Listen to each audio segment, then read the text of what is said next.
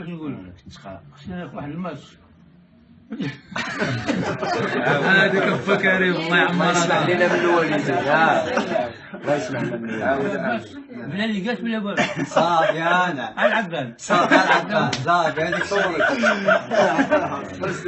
والله ديالي. اللهم امين. الله يحسن السرير. اللهم امين. الصراحه احسن اسره بنادم كيف حيزيد في الفيسبوك. الله ياخذ لهم الحق هذا اللي يدير هذه المشاكل الله يحفظه.